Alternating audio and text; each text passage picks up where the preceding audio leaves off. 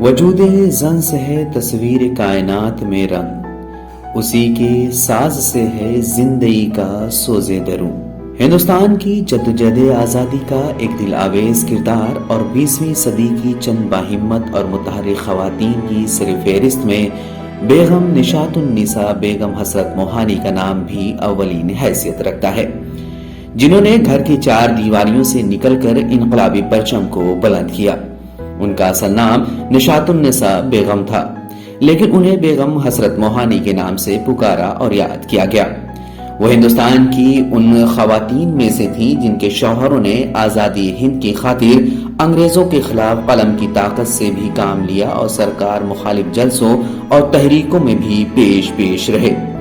اس دوران مار پیٹ، گرفتاری اور سزا پانے والے اپنے خاوند کا ان عورتوں نے حوصلہ بڑھایا اور انہیں اپنے مقصد سے پیچھے نہ ہٹنے کی تلقین کرتے ہوئے یقین دلایا کہ وہ ہر مشکل وقت میں ان کے ساتھ ہیں۔ مولانا حسرت موہانی نے جنگ آزادی کا سب سے پرجوش اور جذباتی نعرہ انقلاب زندہ باد دیا تھا۔ مولانا حسرت موہانی نے جب یہ نعرہ دیا تو پورا ہندوستان اس نعرے سے گونج اٹھا۔ اس نعرے نے آزادی کے متوالوں میں جوش اور ولولہ پیدا کیا۔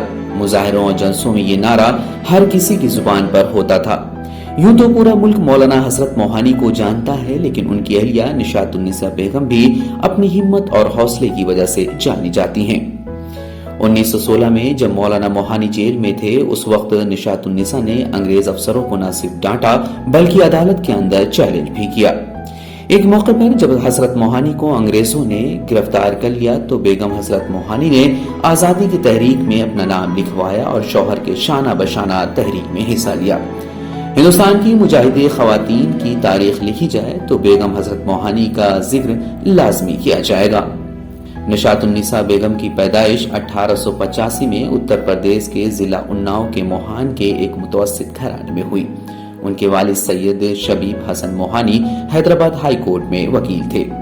نشاط النساء نے اردو، عربی اور فارسی زبانوں میں تعلیم حاصل کی۔ ان کی شادی حضرت موہانی سے 1901 میں ہوئی۔ جب انہوں نے مولانا حسرت موہانی سے شادی کی تو وہ سیاست سے بالکل ناواقف تھیں، لیکن وقت نے ایسا موڑ لیا کہ گھر کی ذمہ داریوں میں مصروف عورت عدالتوں سے لے کر وزیر ہند تک اپنی بے خوفی اور بے باکی کی وجہ سے مشہور ہو گئی۔ بیگم حسرت موہانی کے عزم و استقلال اور ان کی تحریکی سرگرمیوں اور شوہر پرستی نے انہیں دیگر خواتین سے ممتاز کیا اور سبھی ان کی شخصیت اور عمل سے متاثر رہے۔ اس وقت کے جید اور ممتاز رہنماؤں اور شخصیات نے بیگم حسرت موہانی کی ہمت اور ان کی قربانیوں کا اعتراف کیا۔ بیگم حسرت موہانی تعلیمی نسواں کی بڑی حامی تھی۔ نامساعد حالات، تحریکی کاموں کا دباؤ اور دیگر ذمہ داریوں کے ساتھ مالی دشواریوں نے انہیں جلد تھکا دیا اور وہ بیمار رہنے لگیں۔ 18 اپریل 1937 کو ہندوستان کی آزادی کا خواب دیکھنے اور اس کے لیے میدان عمل میں متحرک نظر آنے والی یہ عظیم خاتون خالقی حقیقی سے جا ملی۔ در حقیقت جب مولانا حسرت موہانی کو پہلی بار جیل بھیجا گیا تو نشاط النساء اپنی بیٹی کے ساتھ گھر میں اکیلی تھیں۔ جب حضرت موہانی کو انگریز گھسیٹ کر جیل لے جا رہے تھے تو ان کی بیٹی بخار کی تپش میں جل رہی تھی۔ نشاط النساء کے لیے یہ سب کچھ بالکل نیا تھا۔ وہ اسے پہلی بار دیکھ رہی تھی، لیکن انہوں نے ان پریشانیوں کا سختی سے سامنا کیا۔ انہوں نے اپنے شوہر کے نام اپنے پہلے خط میں اپنا جذبہ، ہمت اور حوصلہ دکھایا تھا۔ نشاط النساء نے حضرت موہانی کو لکھا کہ جو مصیبت آپ نے مردانہ وار برداشت کی ہے، میرا یا گھر کا بالکل خیال نہ رکھنا۔ خبردار تم کسی قسم کی کمزوری محسوس نہ کرو۔ بیوی کا یہ جذبہ اور ہمت دیکھ کر مولانا حسرت موہانی خط پڑھتے ہوئے رونے لگے۔ اس دوران جب 13 اپریل 1916 کو مولانا حسرت موہانی کو دوسری مرتبہ گرفتار کیا گیا تو نشاط النساء گھر کی چار دیواریوں سے باہر آ گئیں اور خود اس مقدمے کے دفاع کی ذمہ داری اٹھا لی۔ نشاط النساء خود عدالت میں گئیں اور برطانوی حکومت کے سامنے بڑی دلیری سے کھڑی ہوئیں۔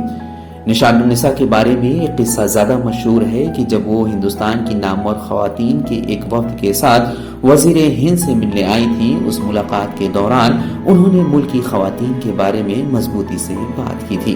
مولانا حسرت موہانی کو آزادی کے لیے لڑنے کی ترغیب دیتے ہوئے نشاط النساء خود جنگ آزادی کا ایک شاندار کردار بن کر ابھری۔